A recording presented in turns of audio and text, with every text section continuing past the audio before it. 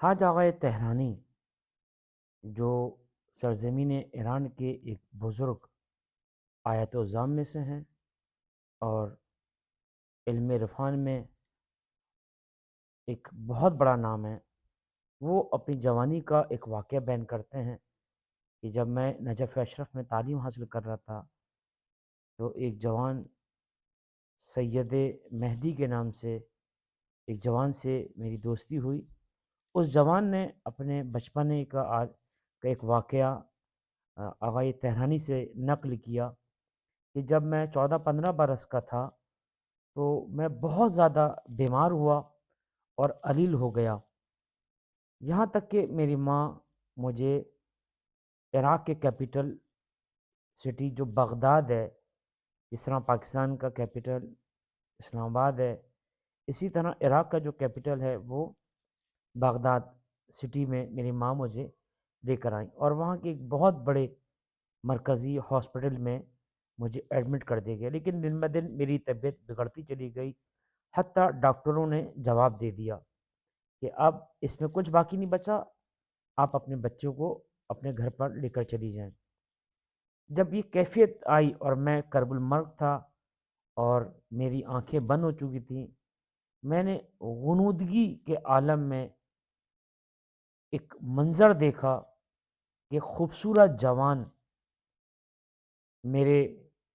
بستر کے قریب آ کر کھڑا ہوتا ہے اور وہ مجھ سے کچھ طلب کرنا چاہتا ہے۔ اسی اثنا میں نے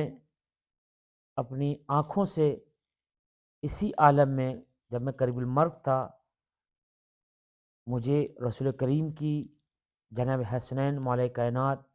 شہزادی کونین کی زیارت نصیب ہوئی، یعنی پنجتن پاک علیہ السلام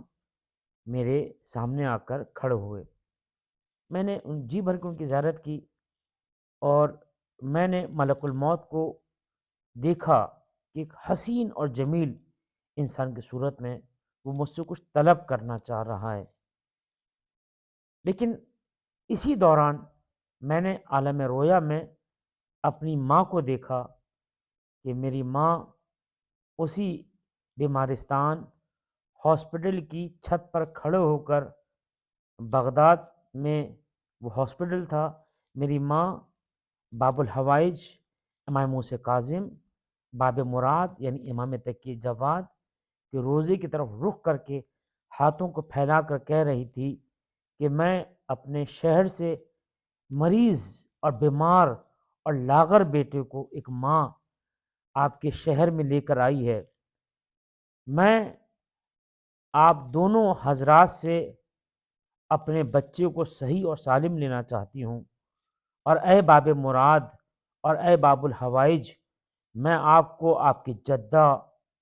فاطمۃ الزہرا سلام اللہ علیہا کا واسطہ دیتی ہوں۔ اسی اثنا میں نے دیکھا کہ ایک چھٹا فرد جو رسول کریم کی بارگاہ میں آ کر سر کو جھکا کر سلام عرض کرتا ہے اور رسول اللہ انہیں گلے لگاتے ہیں۔ گفتگو ہوئی تو مجھے معلوم ہوا کہ یہ باب الحوائج ساتویں امام موسیٰ کاظم ہیں، اور امام موسیٰ کاظم اپنے جد رسول کریم سے فرماتے ہیں، اے اللہ کے حبیب، اے اللہ کے رسول، اس کی ماں بار بار مجھ سے تقاضا کر رہی ہے اور مجھے اس دادی زہرا کا واسطہ دے کر یہ کہہ رہی ہے کہ میں آپ سے اپنا بچہ واپس لے کر جانا چاہتی ہوں، میں اپنے بچے کو مرتے ہوئے نہیں دیکھ سکتی، اے میرے جد آپ کیا حکم فرماتے ہیں؟ اتنا سننا تھا کہ جب ماں کی دعاؤں کے بارے میں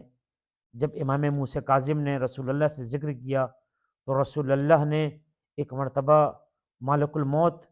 کہ جو مقرب فرشتوں میں سے ہے اور اللہ کی بارگاہ میں خاص مقام رکھتے ہیں، اور بعض روایت میں آتا ہے کہ اگر کوئی منافق کوئی گناہ گار مرتا ہے تو ملک الموت ایک پرہیبت شکل میں آتے ہیں۔ اصل میں ملک الموت کی شکل بہت حسین اور بہت جمیل ہے، لیکن ہمارے گناہ کے حجاب اور پردے ہیں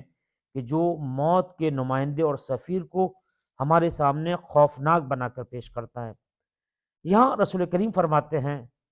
کہ میں نے اللہ سے اپنی بیٹی کے صدقے میں اللہ تعالیٰ سے اس جوان کی زندگی کو طلب کر لیا اور اللہ تعالیٰ نے ہماری دعا کو اس جوان کے حق میں قبول کر لیا، لہذا اے ملک الموت آپ اس جوان کو چھوڑ دیں اور یہاں سے تشریف لے جائیں۔